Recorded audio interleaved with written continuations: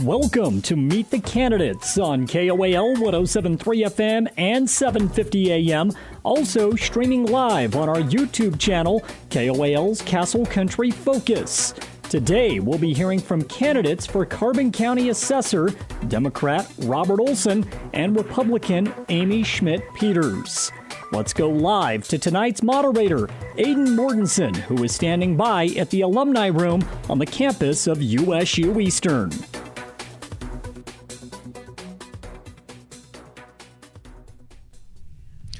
Hello and welcome to Meet the Candidates here on KOAL 107.3 FM and 750 AM and on our YouTube channel KOAL Castle Country Focus. I'll be your moderator for this evening, Aidan Mortensen.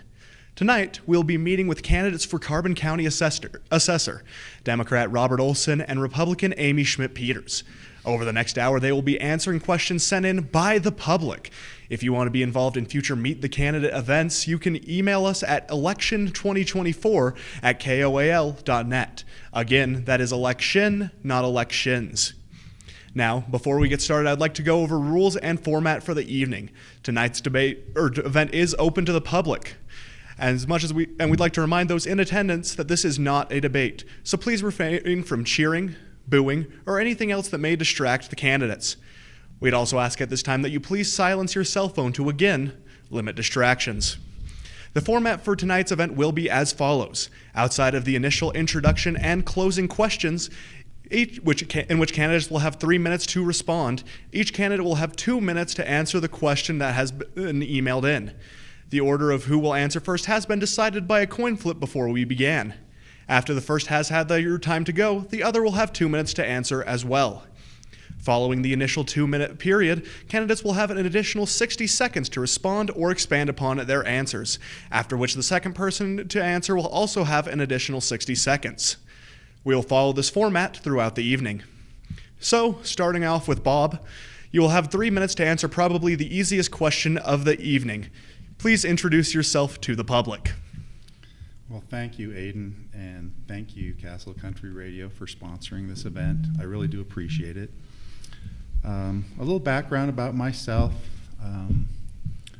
Originally, my ancestors came from Sweden to Utah in the 1870s and 1880s. My grandpa was born in 1903 in Salt Lake City.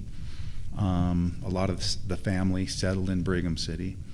My grandpa grew up and got a job with the railroad, which took him to California, and that's where my father was born, in California. And he was born in San Leandro in the Bay Area, and that's where I was born. I was born in Berkeley in the Bay Area. We moved to Utah when I was 3. My dad was studying at BYU. We lived in Provo and Spanish Fork. And later we moved to Price when I was 12. So my introduction to Carbon County was going to Mount Harmon Junior High, going to Carbon High School. I did the best I could. My dad was a very strict person and really required a lot of me, and so I tried to get good grades. I did graduate in the top 10 graduates from Mount Harmon, which they had at the time. I don't know if they have that anymore. Graduated with honors from Carbon High, and at that point I went up to USU in Logan, where I studied political science and Spanish. Got a double major. After that, work took me to Arizona, and I went down there for a little while, decided to go to law school, was interested in law. My dad always encouraged me. My dad had been a teacher, a debate coach, a police officer, and he always encouraged me to get a higher education. So I studied law at ASU, planning to be a real estate attorney someday. I graduated and decided I didn't really like the law and I wanted to stay with real estate. So I became a realtor for 10 years. At the same time, I was an appraiser. So I learned appraising in the late 80s, early 90s, and I was licensed as a certified commercial appraiser, which is actually called a certified general appraiser, but it's kind of confusing. It is a commercial appraiser, in 1991. I stayed in Arizona about 24 years and then decided to move back to my hometown. And so I moved back to Carbon County in 2012. So I've been here 12 years continuously. And since I've been here, I've worked for 2 different banks, Zions Bank in downtown Salt Lake for about 4 years, and then Fortis Private Bank for about 6 years. And after that experience, I started my own company, and I operate Balance Rock Appraisal right now. So that's a little bit of a background for me. Thank you, Bob. Amy, you will also have 3 minutes to introduce yourself. Thank you, and thanks to Castle Country Radio for hosting this interviews tonight and questions. We appreciate that, and it's great to have Bob next to me. We've chatted earlier, and we decided it's not a debate. Okay. So a little bit about me. I was born and raised in Carbon County, and I was to a coal miner and a traditional housewife mom. Both of them have passed. I graduated high school from here, and then I went on to business school for a couple years and learned the accounting trades, etc. And then I met my husband when I entered into the armed forces. I served for the 6 traditional years with the Air National Guard in Salt Lake City, and that's when I met my husband and got married. We have lived around the country. I've been in Korea and lived, and so I have also been over into Turkey, learned a little bit of each of those languages, and it was a lot of fun to do that. From there on out, I went to school through that time period, and what I did there is I went into actually teaching. I had somebody come up to me and say, you know what, could you go and do some tutoring with someone? And I was in chemistry, and I ended up getting a biology degree from that. And that's what brought me into teaching. So I was in the public school system for several years. As we moved to different areas, I taught over when I was in the armed forces over in Turkey. I also taught in Colorado, and I also taught in Arizona. We moved back after my husband retired in 2009. We moved here into Price, Utah, so we've been back almost 15 years now. So, and I've worked for several different areas with the Association of Local Governments, which have changed its name, and then also with USU. And here I am today. I look forward to being your assessor in the future. Thank you both. We'll now move on to the first question. Again, you will have 2 minutes to answer the question, and then following that initial 2-minute period for each of you, you will each have a 60-second period to either rebuttal or expand upon your answer. Amy, we will start with you on this first one. There are many general duties of the county assessor. What would some of the most important duties be to you? You have 2 minutes. Okay, I think the duties that need to happen in the assessor office is making sure we're available for folks. And that is just getting the team on board, setting our goals for the public, and letting them know that we are available for them. The second one is to make sure we're trained well. And that is just to make sure that we're licensed office, that we can do our duties there. We need to take the courses that need to happen there and make sure that we're well educated. Those are 2 main things that I would like to do. The third one is getting collaboration from all of those that I would work with.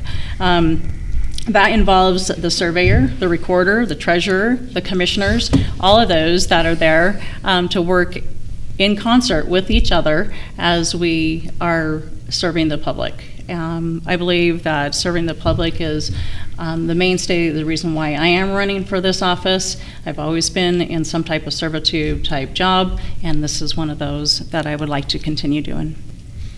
Thank you, Amy. Bob, you will also have 2 minutes. Would you like me to repeat the question? Please. There are many general duties of the county assessor.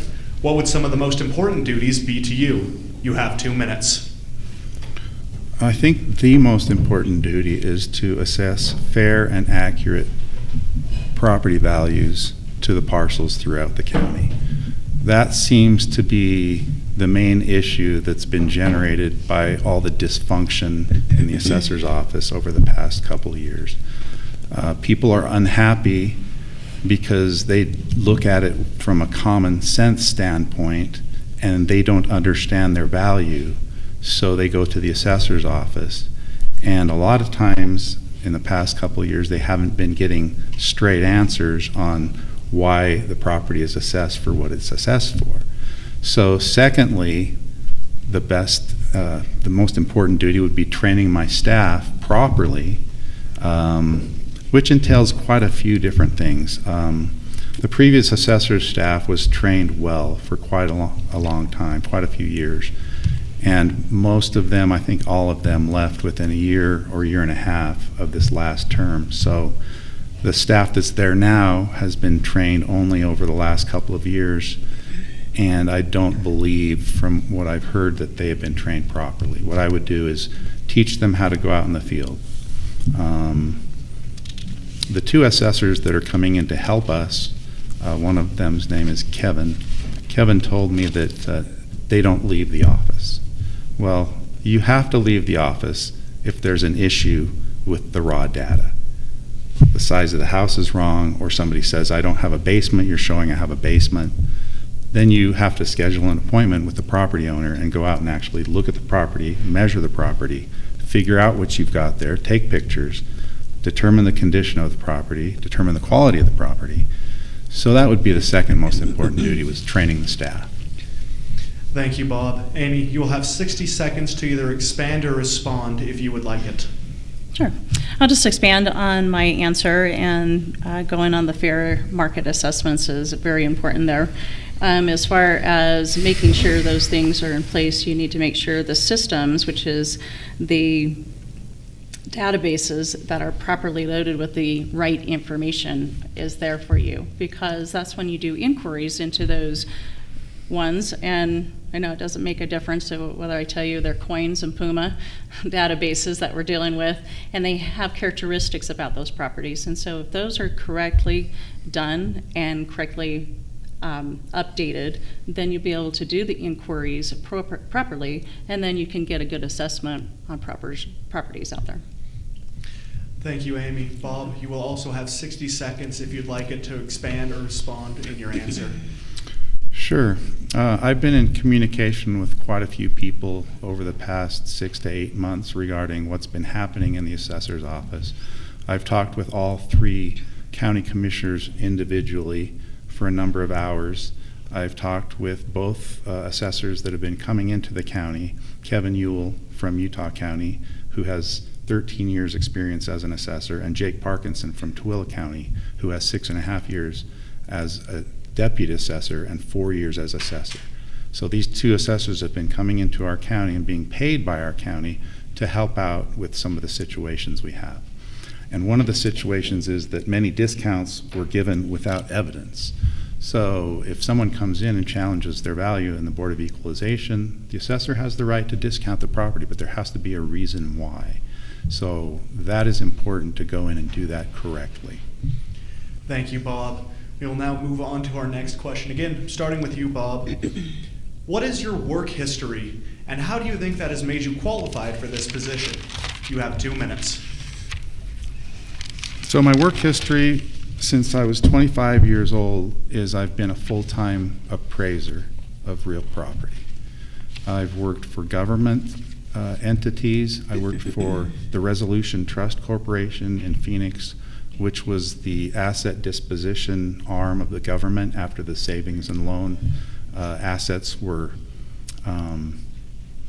basically auctioned off to the public. We went in and reappraised everything so they'd auction off at correct values.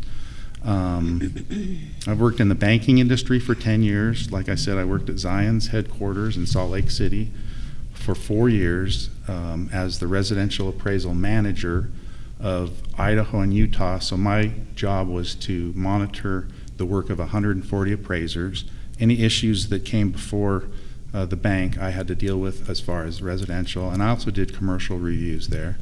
And most recently, I worked for Fortis Private Bank and basically created an appraisal department from scratch. I hired the appraisers, trained them from scratch, got them licensed, trained the staff as to how to order appraisals, how to process appraisals, and we did that for 6 years. And so I did write the policy for the appraisal department. It was about a 23-page policy. So I think my background in law school, learning legal writing, learning real estate law. I took a lot of courses in real estate taxation, zoning and land use planning.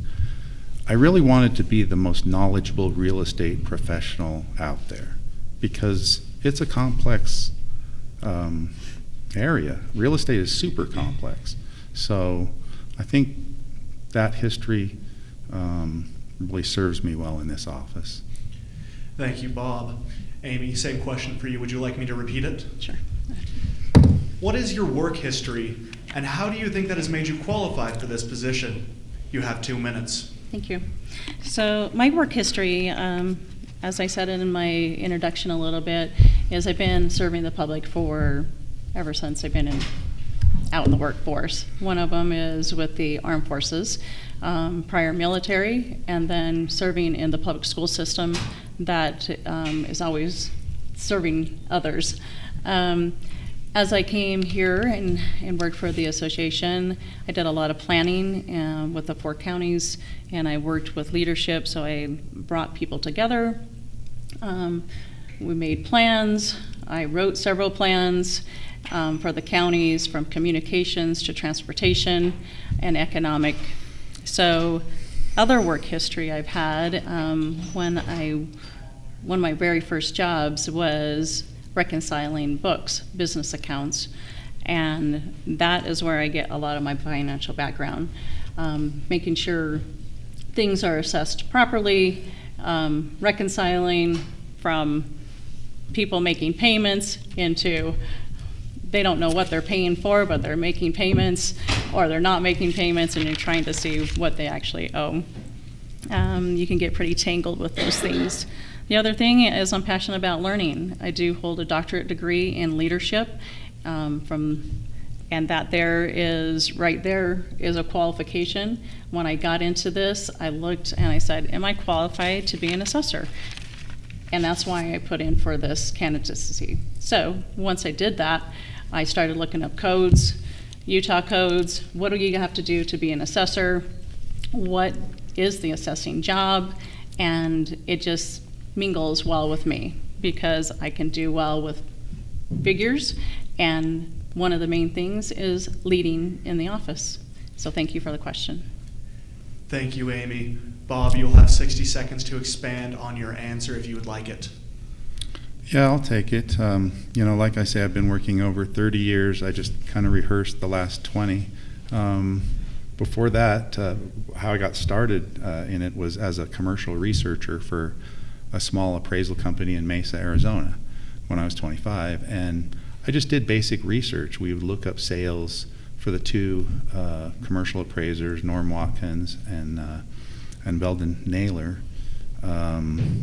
And that's where I got my initial training. So I trained with them for a year on how to do proper research. After that, I started writing commercial reports, doing warehouse appraisals, office building appraisals. I really started doing a lot of apartment building appraisals and became really good at apartments. And after 5 years, I had enough hours to get my certified general appraiser license. So, thank you. Thank you, Bob. Amy, you will also have 60 seconds to expand if you would like it. All right, thank you. So with some of that financial reconciliation experience I've had, I've also, when I was here at USU, I was the director and an executive director of the campus. And that is where I learned a lot of leadership skills, multiple teams, leading those teams, having those direct reports come to me, learning of the state and federal compliance that goes along with that job, as well as the job prior to that in the AOG. So those are just things that you always had to look up and make sure that you were in compliance and knowing what you need to know so you could make good reports back. Thank you, Amy. And we will now start with you on the next question. Okay. What does the term fair and equitable mean to you? You have 2 minutes. All right, so fair and equitable. Fair means that, I'll give you an example of something unfair. How's that? So if we start with somebody paying more on their property and somebody else not paying as much, but the 2 properties are very similar with each other, same type of acreage, almost the same type of house, that's probably not fair to one. So making it fair is making sure you properly assess these. Do each of them have a finished basement? Okay, say everything is very equal, but one's paying $500 and the other's paying $800. So you'd want that fair. Fair and equitable means I would bring them as close together as possible and have them pay the same amount of assessment. Thank you, Amy. Bob, you also have 2 minutes. Would you like me to repeat the question? Please. What does the term fair and equitable mean to you? You have 2 minutes. So in the state code, section 59-2-301, the duties of the assessor, it requires the assessor to estimate a, quote, fair and equitable value for the properties. That's what the code says. And that is very important to try to understand what that means. What it basically means is fair market value. There are different types of values that you can estimate on properties. The most common one that appraisers use is fair market value. This is the legislature's way of saying fair market value, fair and equitable. Equitable meaning it's equal, it's fair. You know, equitable is just another synonym for fair. So, you know, reading through the state code about, you know, the duties of the assessor, there's quite a few sections and subsections and little smaller subsections.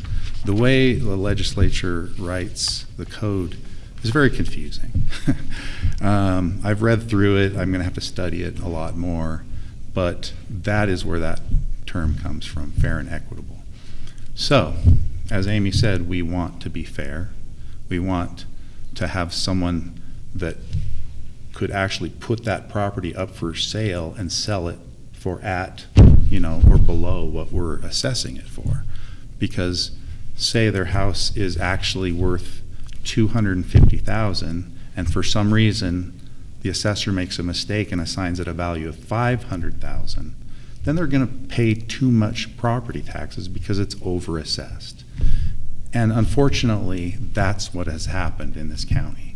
And so it's our job to make sure that that value is at $250,000 so that it is fair and equitable. Thank you, Bob. Amy, you'll have 60 seconds to respond if you'd like it. So going back to fair and equitable, as an assessor, you must try your best to get it as assessed properly. You're based it on market value. So as a house is sold for $400,000 1 year in your last year, and then another house right next to it is $200,000, why the difference? And they're very similar properties. So equitable, you need to make sure that one didn't just hurry and rush in and sell it undervalued. And that can happen if somebody wants to move out and relieve themselves of a couple different properties, and then they undervalue their house, and that has a big effect upon somebody else's house next door. So fair and equitable market values.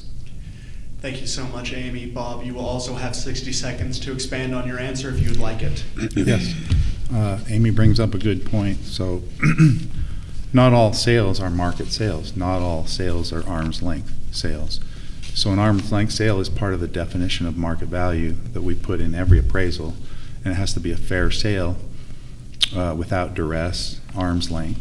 Now, a non-arm's length sale would be a sale between related parties. You know, it's say the house is actually worth about $200,000, and because I'm, you know, the father, I sell it to my son for $100,000. Now, that's not a market sale. It doesn't really show market value. And Amy's right. You don't use that as a comparable sale. And that's the assessor's job, is to know which ones are arm's length market sales and which ones are not. And that's difficult to do. It's hard to figure out. But with a lot of research and interviewing realtors, you can figure it out. Thank you so much, Bob. And we will start with you on this next question. What strategies will you employ to engage with the community and address their concerns regarding property assessments? You have 2 minutes. So I think the best strategy to to engage with the community is to possibly have a monthly Bob's Corner in the newspaper, Assessor Bob's Corner, and explain one aspect of the assessment process. And maybe you do that once a month. And you should always have an open door policy at the assessor's office. Nobody should ever walk in, stand at the counter, not find anyone there, have to go over to the treasurer's or the clerk auditor's office, ask and find out that, well, we don't handle assessments here, go back to the assessor's office. They go back to the assessor's office, there's still no one there. Then finally someone comes in after they've been running around the county building for 10 or 15 minutes, and they don't know the answer to the question. So that's what I want to do, is educate the staff so that they know the answers to the question, and train the staff so that they're always there working. I feel like I'm a very good manager. I've managed 2 different appraisal sections at 2 different banks. And I'm not a micromanager, but I do require people to work hard. I have a hard work ethic myself, and I expect my employees to have a hard work ethic. They should be there and they should be informed. I don't have to micromanage them, I just have to train them so they know what to do. But that's what we need to have, is an open door policy at the assessor's office. Talk to people. A lot of the people come in really hot. They're upset. They need an explanation. They need some time. And I can do that. And I can train my staff to do that as well. Thank you, Bob. Amy, you'll also have 2 minutes. Would you like me to repeat the question? No, I'm good, Aiden. All right, so strategies into the assessing office. One of the main things is coming up with the quarterly or milestone achievements or news, either posting it on a website and both in the newspaper, just to let you know what's going on. Right after the first of the year, you look to see what your sales are for the prior year, and that's really what you're basing your assessing on, is what those homes and businesses have sold for. And so letting you know when those things are done, most of the time it's by February, and then there's another milestone that happens in May to let you know that the tax roll is done, those types of things, and education comes along with that. Because I'm a prior educator, I think it's essential that I let you know in the lightest terms of, hey, this is what we did, this is what the tax roll is meant to be, this is how it's formed, and let you know that it's on its way so the commissioners can look at it. And then, of course, when that gets approved, it goes on into July, and everybody gets their assessment, and they either get heated up or they're okay with it, right? And then it can go to the Board of Equalization after that, and they look at it. Educating the public, to me, is the forefront of what needs to happen in public offices. So you know what's going on. It's your tax dollars. So letting you know where the office is, what hours we're supposed to be there, when appointments can be made. Yes, open door policies. I've always worked that way and managed that way. People can come in, make appointments with me. Any way to get a hold of me, I will look for that. Thank you, Amy. Yeah. Bob, you will have 60 seconds to expand on your answer if you would like it. Yes. Let me give you an example. Currently, my wife is working on a tax appeal and wanted to schedule an appointment. She's a teacher, so she cannot go during the daytime hours up until after 3:30. She contacted the assessor's office, who told her that the assessor works from home on Mondays and Fridays, so is not available for an appointment on Mondays and Fridays. And I can't remember if it was Tuesday or Thursday, coaches a team, so is not available. So there's 2 days that the current assessor is available. And could she please come in one of those days at 9:30? And she reminded the assessor employee that she was a teacher, and they had to go through this to figure out when she could come in. That's too complicated. It should be much easier than that. Thank you, Bob. Amy, you will also have an additional 60 seconds if you would like it. Sure, thanks. So being available is the biggest thing, and that's been the obstacle. It sounds like both of Bob and I can agree with that. It's been an obstacle in the assessment office, unfortunately. And just being available, being there when we're supposed to be there.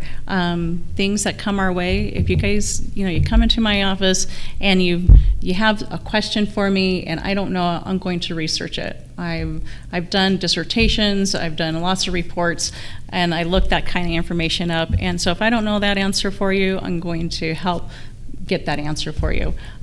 Being available is the first thing to do in that office, and that's what I want to make sure that it is for you. Thank you, Amy. We will again start with you on this next question. With fluctuating real estate markets, how will you adjust your assessment strategies to reflect changes while ensuing fairness? You'll have 2 minutes. All right, great question. All right, so first off, as in the Utah Code, it says that you need to assess every single piece of property every 5 years. You must see it, okay? So you must go around. There's thousands of pieces of property in Carbon County, and that's why you need to make sure you have a full staff trained for that. That is one thing I would want to make sure that I have in that office, is we have that. The strategy to make sure every 5 years we get and we audit every piece of property. The second one is making sure Puma and Coins, which is our databases that we go through, to make sure those are current, accurate.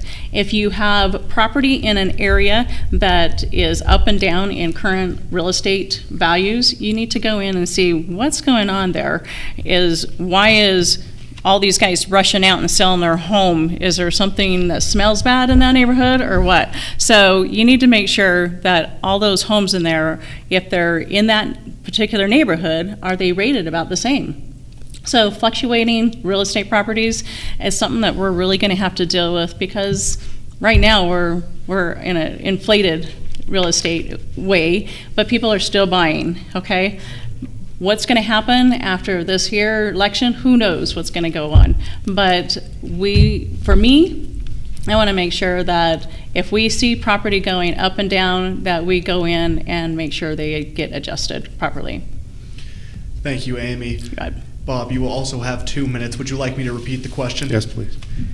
With fluctuating real estate markets, how will you adjust your assessment strategies to reflect changes while ensuing fairness? You will have 2 minutes. So I've had a chance to see a number of really rapidly fluctuating markets. The savings and loan crash of 1989 brought property values down. The really bad one was the 2009-2010 mortgage crash, where Bear Stearns went broke, and it was very close to a Wall Street crash, all triggered by overvalued mortgage products. That really, I was in Phoenix at the time, it really dropped values between 30 and 50% on people's homes. People were angry. I would go out to appraisal appointments and people were just livid. How dare you tell me my house that I bought for $450 is now worth $275? And I would show them the data, and I would tell them, I wish the market had stayed at the same level that it was at when you purchased it. There's a lot of people in the same position you are, but I'm sorry, that's markets. They go up and they go down. As an assessor, you just have to be aware of that.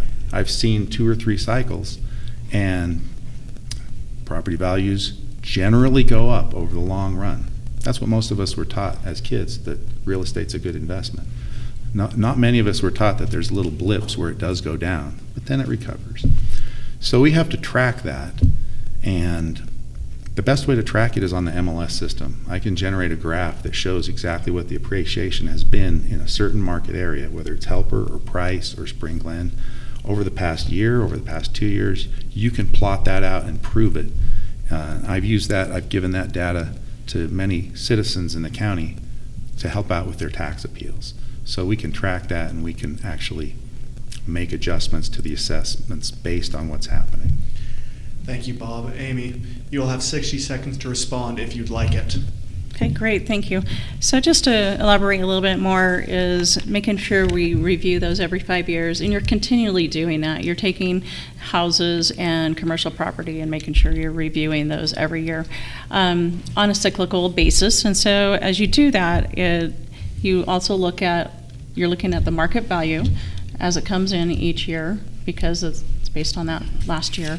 And as you do that, you just want to make sure that homes and business properties are put into those systems, the database, properly to begin with. And that is the first thing that I want to make sure it's being done. It's Kevin Ewan, I know one of the assessors there, is actually have started doing that anyway, and that will really be helpful for whoever gets in. So. Thank you, Amy. Bob, you will also have 60 seconds if you would like it. Sure. I think it's important to track trends. We didn't used to have a form in the standard 1004 URAR, the Uniform Residential Appraisal Report that we use for mortgage lenders. We didn't used to have a form that tracked trends. And as a member of the Appraisal Institute sets the standard for what appraisals should do professionally before it becomes law, just to inform the public.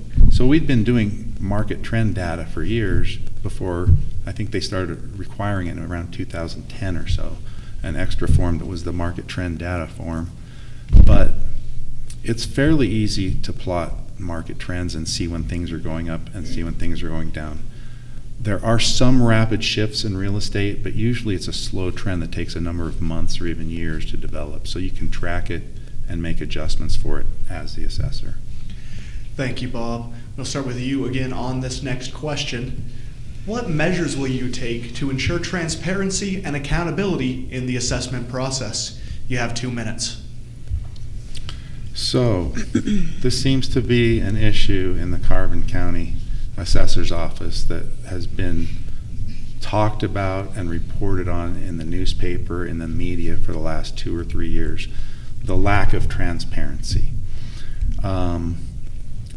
I've done work in 5 different states. I spent 4 years in Colorado, and as an appraiser, you're required to be geographically competent.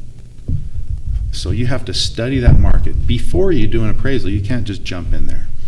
So what I've done is systematically found the best brokers, discussed the market with them, done market studies on MLS, driven the neighborhoods. It usually takes a week or 2. And then you have a small familiarity, enough to be compliant with your license. So I've done that in Arizona and in Utah, Idaho, Colorado, and just a little bit in Las Vegas.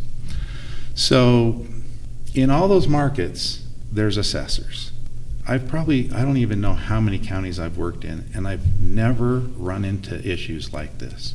Talking with Jake Parkinson, who's coming down from Tooele, he said these problems we have here are unprecedented, okay? So the level of the lack of transparency here is a very high level. So that would be one of the biggest things I would like to tackle, by informing the public as to what I'm doing, by talking with the commissioners about what I'm doing, so that everyone knows what I'm doing. But most of all, being in the office full-time, 40 hours a week, so that I can actually talk to the public. If someone walks in and they have a question, or they feel like it's unfair, have them come in the office, take 10 minutes, talk about it, figure out what's wrong, and solve it. Thank you, Bob. Amy, you'll also have 2 minutes. Would you like me to repeat the question? Please do. What measures will you take to ensure transparency and accountability in the assessment process? You have 2 minutes. All right. So to help with the transparency, what measures would I take? Certain measures is to make sure everyone is on the same page, and that is working with those throughout the building, your treasurer, your auditor, your clerk, your commissioners, and of course the assessing office. Those people that are in the office, those you need to sit down with. What is our goals for the public? Our goals for the public is to make sure we do fair market assessments. And so you rate that goal and you go, what do I need to do to be transparent? A couple of things I mentioned before is making sure we educate well, we put out milestones that we've accomplished, okay? The second one is to make sure your data is well organized. And I've touched on this several times through our interviews tonight. And it's so essential that these databases are current. They have the correct data in them. Why? Because they need to be relative to the market. They need to have those things that are organized to date. Then you can do inquiries on them, and it makes it better for you in the assessing office to make sure that you can assess well the same type of properties. And you know, we're very unique here. We don't have a bunch of houses that are on tracks and the same, so it makes it a little bit different. But you know what?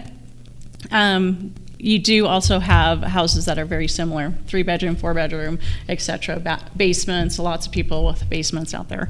So those kinds of things you need to group in similar properties. How do they look in a similar way?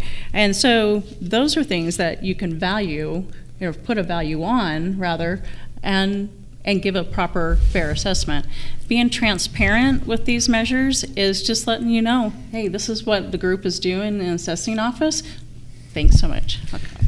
Thank you, Amy. Bob, you will have an additional 60 seconds to expand on your answer if you would like it. Yes. So as far as accountability, so I've gained a lot of wisdom over the years through having so much experience. And because of the wisdom I have, I'm able to admit when I'm wrong and take accountability for that. If I make a mistake, I'll admit it, correct it, move on. I expect that same accountability out of my employees. If they make a mistake, I expect them to own up to it, learn from it, move on. We're human beings. We make mistakes. Accountability, I think, is one of the best ways to manage an office.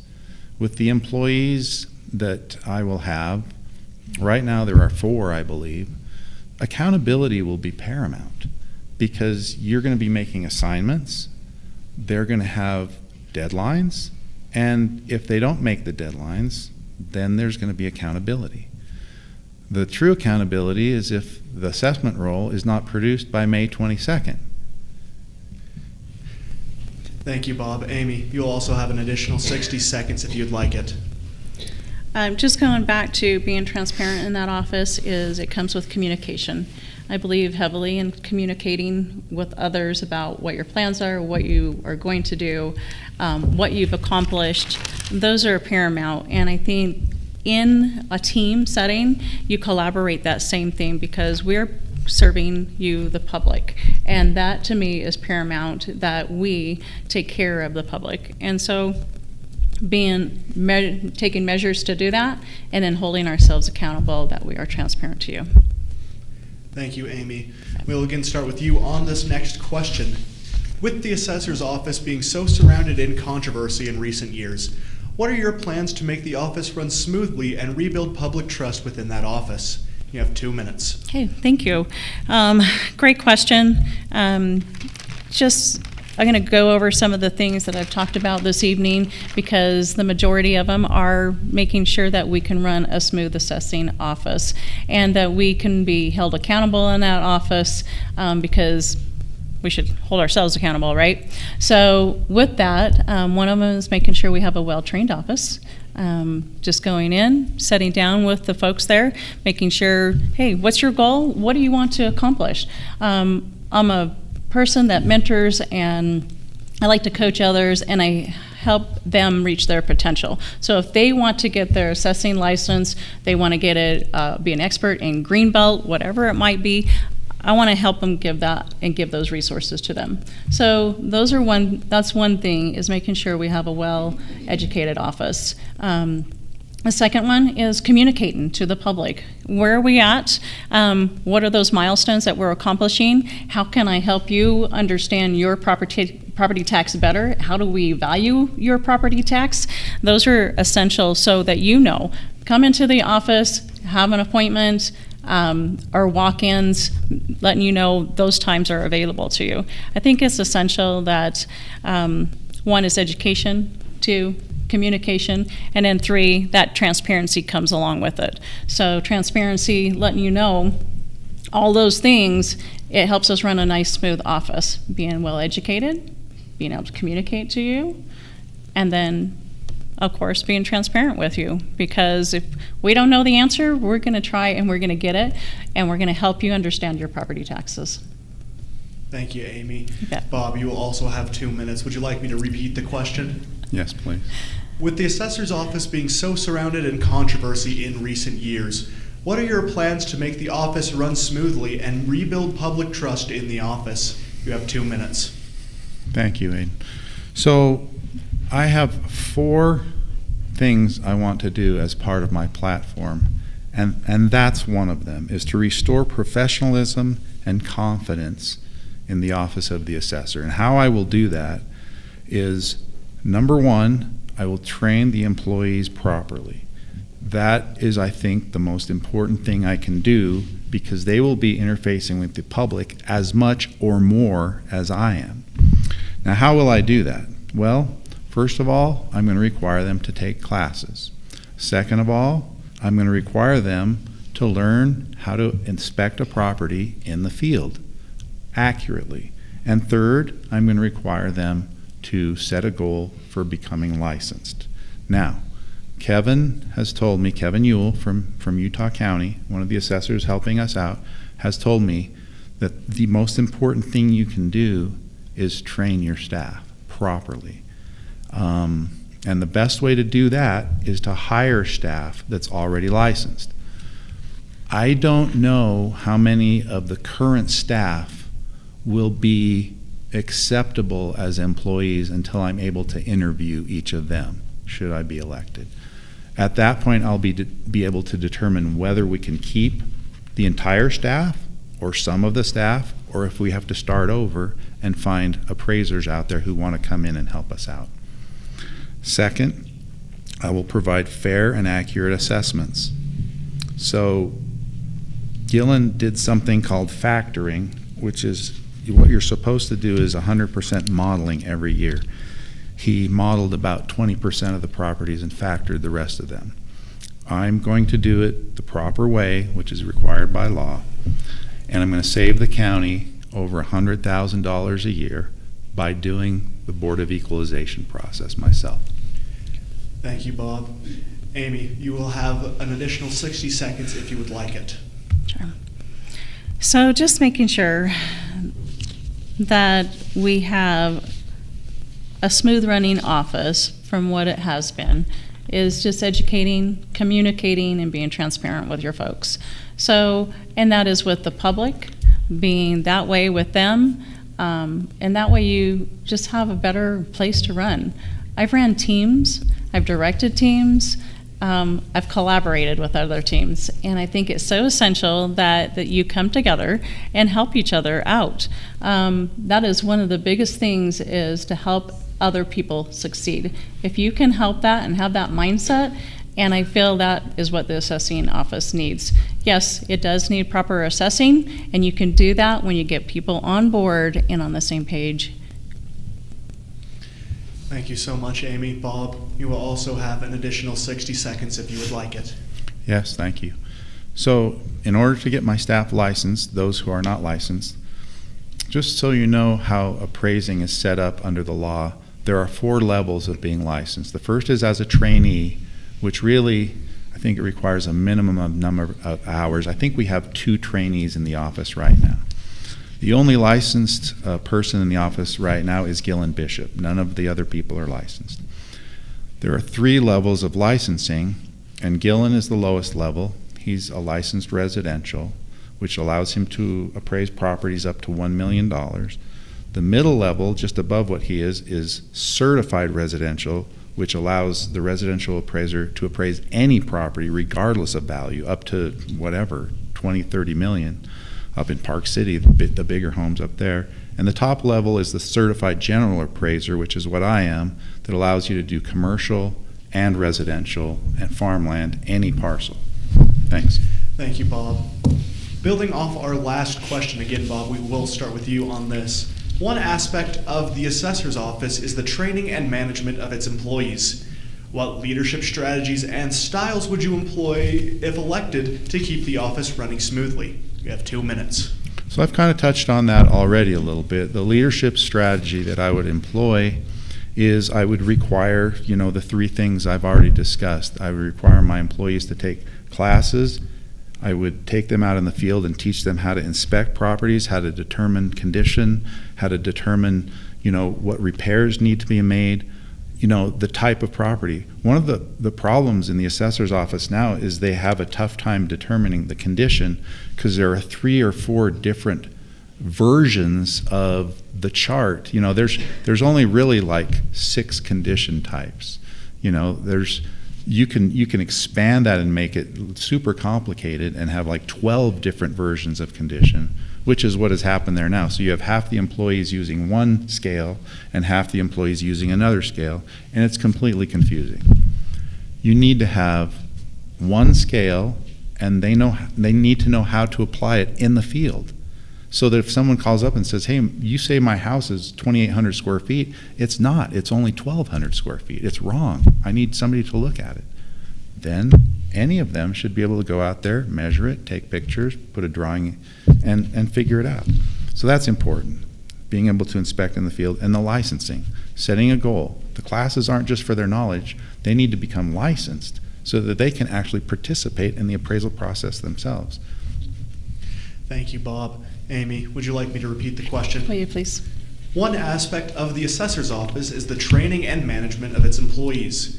What leadership strategies and styles would you plan to employ if elected to keep the office running smoothly? You have 2 minutes. Okay, thank you. So leadership styles are very interesting out there. Mine is servient. If you look up servient, it is really serving the public, helping others succeed, helping do things for them so their potential is reached, making sure they have the resources to gain that information. So as a servant leader, that is what I would engage with, is those qualities and characteristics of a servant leader. And those go along with, one, making sure they're well educated. You sit down with folks, you check to see what their goals are, and you help them reach that. And here in this here particular office, they need to be licensed. They know when they're working for the assessor's office that that's what they want to do. So you help them get the license that they need. So the second thing is educating your employees, making sure they have those resources available for them. Classes, making sure they take the classes from the tax commission. Tax commission offers all kinds of classes every year from January throughout the entire year so that you can gain your license. And I appreciate how Bob went through residential and commercial and in general, because you can get different types of licenses. And so I think it's essential that they know and understand what they can get and what expertise that they need. We need greenbelt in there, we need commercial, we need residential, and we need people just to be available. So usually there's 4 people in that area that work there. Right now, I believe they're down to 2 people in that area. I don't know why. I think it's really hard to find an assessor in a small county, and that is the reason why we have the problems we do right now. So. Thank you, Amy. Bob, you'll have an additional 60 seconds to expand upon your answer if you would like it. Amy's right. We are a Tier 4 county, so it is very difficult to find licensed, trained appraisers because of our population level. We're Tier 4 because of our population. The top tier counties do not even allow people to run for office. If you're in Salt Lake or Davis County, you cannot run for assessor unless you are certified. So Andy Hansen is one of my good friends from Zions when I worked at Zions for 4 years, and he's the Davis County assessor. And he has 110,000 parcels that he has to value every year. Luckily, we have 13,000, so it's a little bit less than Andy. But I sat down with Andy and talked to him about some of our issues, And he asked me, why would you want to take a job like that? And I told him I love Carbon County. I plan on living here the rest of my life, and I want to make it better. He said, you need to pay your employees what they're worth. I'm going to try to work with the commissioners to get enough budget money to pay the employees what they're worth.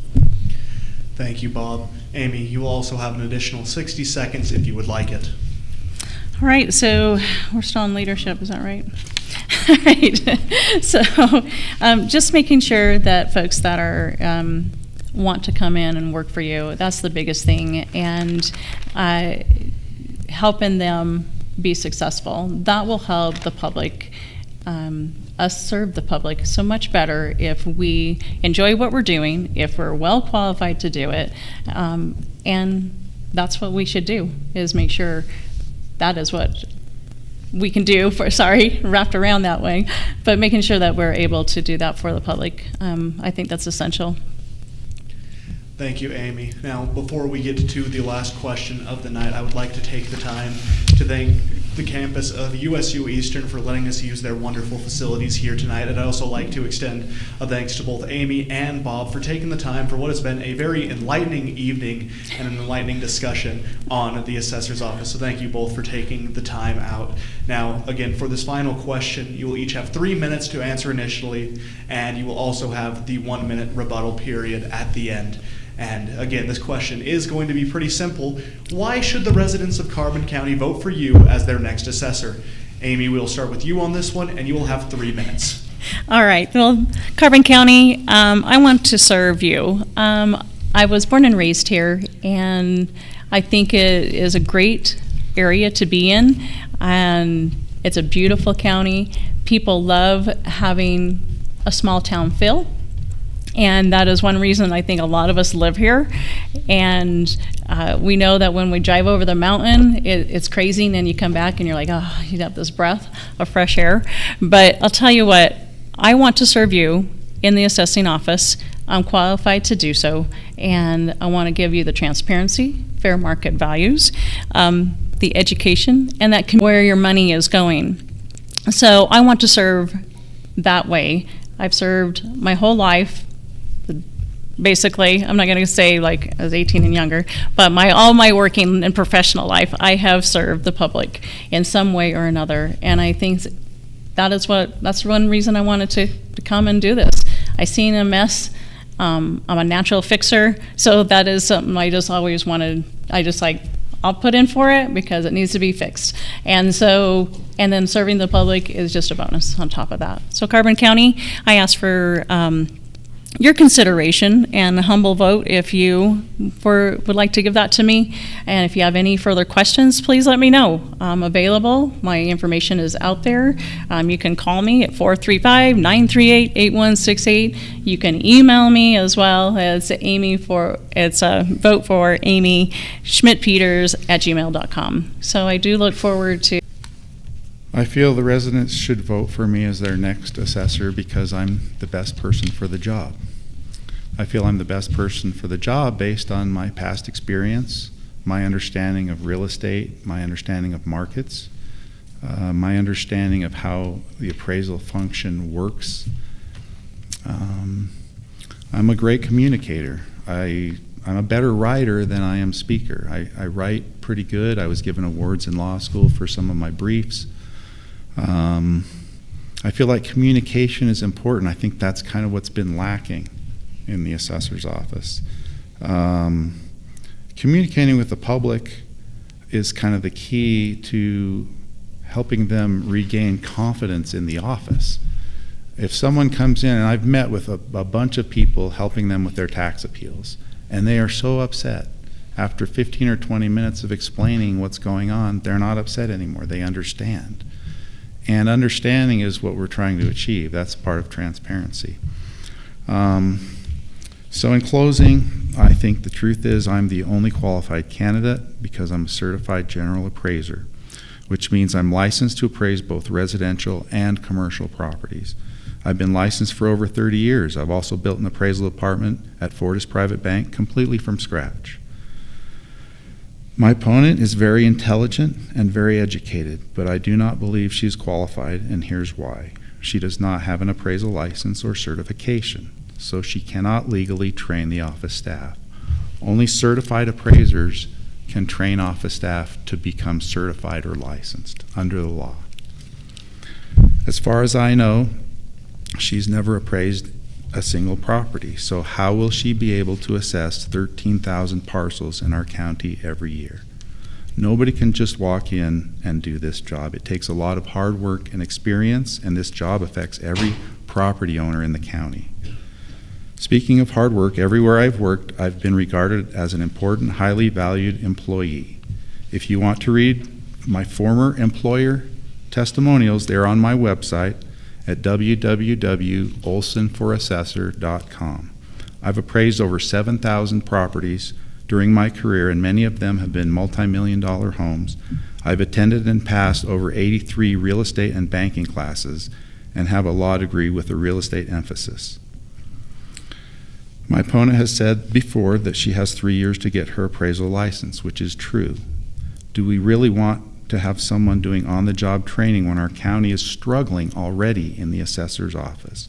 I am able to start from the first day and be available for questions from the citizens of Carbon County. Party really does not matter. What matters is whether you can do the job. Thank you, Bob. Amy, you'll have an additional 60 seconds if you would like it. Sure. Thank you so much for this time. And Carbon County, it's a license, and yes, it takes some time to get it. Because Carbon County is in a class 4, that's the reason why counties in those classes and are legally able to get their license within 36 months. And I'm a hard worker. I can get licensed, I can work under the tax commission, and I have well-groomed leadership skills that the office needs. And that's the reason why I'm running. I know that I can serve you, and we can get this done together and work together. So I look for your vote. Vote for Amy2024.com. That's my website. Go out there and check out different things that I have on it, information. Contact me if you have specific questions you want to learn more about. Thank you so much. Thank you, Amy. Bob, you will also have an additional 60 seconds if you would like it. Yes. I've spoken with Bob Pirro, former Utah State Tax Commissioner, Josh Nielsen at the Tax Commission, Julie Medley, the former assessor, Kevin Ewell and Jake Parkinson's, the 2 assessors helping us out, and all of the commissioners about the issues. There are significant and extensive unresolved issues in the assessor's office, including many discounts were given without evidence. Former employees were told to do illegal things. CAMA was being used improperly to store data and lost data. There's unprecedented drama, which is unprofessional. Improper focus on office procedures and not accurate assessments. Poor treatment of citizens during the BOE hearings. Currently, the most dysfunctional team without any trust in the office with rampant bad attitudes. Data was divided incorrectly into categories that are far too broad. Typical Board of Equalization hearings should number between 80 and 300 per year. The last 2 years were 913 and 1,050. I could go on. There are significant, serious problems. I can solve them. Thank you. Thank you, Bob. And thank you again both for taking the time to come talk to us. This was a very enlightening discussion on the future of the assessor's office. And again, we'd like to extend a thanks to Utah State University Eastern for letting us use their beautiful facilities here today. We'd also like to extend a big thanks to Jordan Buscarini and Ryan Piccolo for making us look and sound so good while we were on air. Tomorrow, we will be having our second event of our Meet the Candidates series where we will meet candidates for Carbon County Commissioner Jared Haddock and David Palacios. That will begin at 5:05 on both KOAL 107.3 FM and 750 AM, as well as on our YouTube channel, KOAL Castle Country Focus. But until then, reporting for the KOAL Newsroom, I'm Aiden Mortensen.